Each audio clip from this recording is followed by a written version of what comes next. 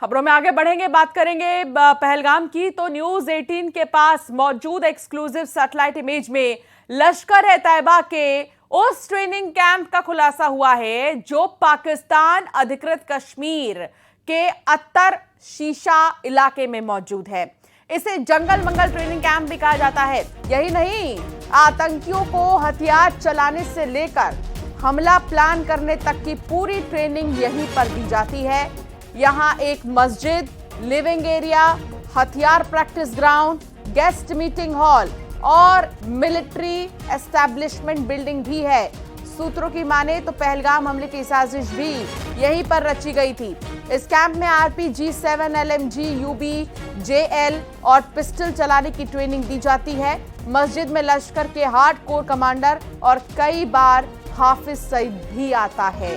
पागला बियार नाम की जगह पर ISI और पाकिस्तानी सेना के बड़े ऑफिसर आतंकी मीटिंग्स भी करते हैं।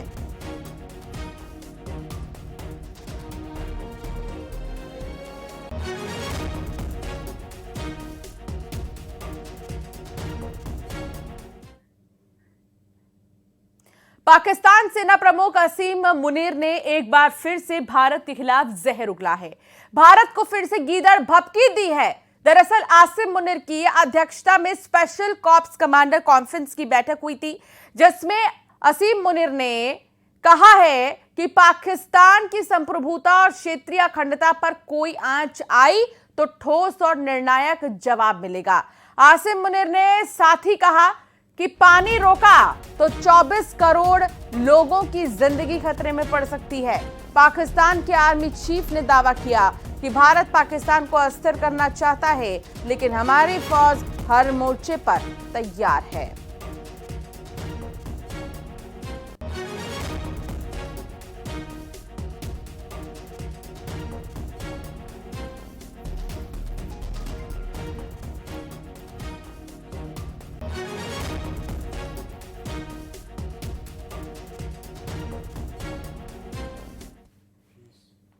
पहलगाम हमले की जांच कर रही NIA की शुरुआती जांच रिपोर्ट में पाकिस्तान समर्थित आतंकी संगठन लश्कर-ए-तैयबा, ISI और पाकिस्तानी सेना की साजिश का खुलासा हुआ। रिपोर्ट के मुताबिक यह हमला पाकिस्तान की सुनियोजित साजिश का हिस्सा था। NIA के डायरेक्टर जनरल के नेतृत्व में तैयार इस जांच रिपोर्ट में गृह मंत्रालय को सौंपने की तैयारी की जा रही है।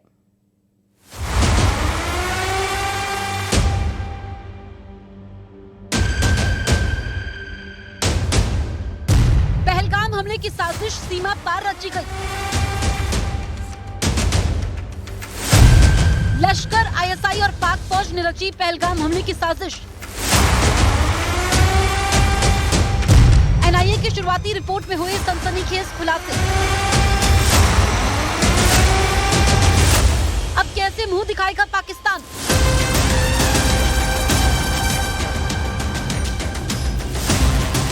जम्मू कश्मीर के पहलगाम में हुए आतंकी हमले की जांच कर रही नेशनल इन्वेस्टिगेशन एजेंसी यानी NIA की शुरुआती जांच रिपोर्ट सामने आ गई है।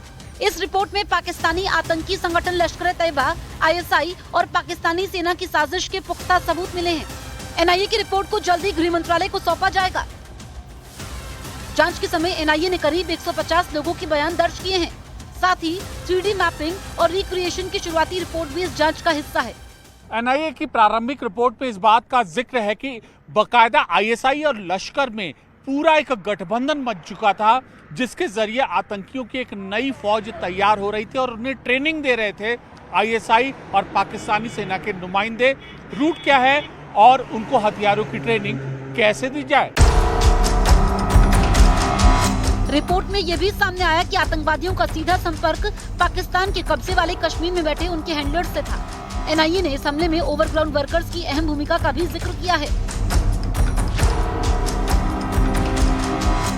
सूत्रों के अनुसार जम्मू कश्मीर में इन ओवरग्राउंड वर्करों के सभी संपर्कों की सूची तैयार कर ली गई है और अब इनके खिलाफ प्रशासनिक और कानूनी कार्रवाई की तैयारी चल रही है।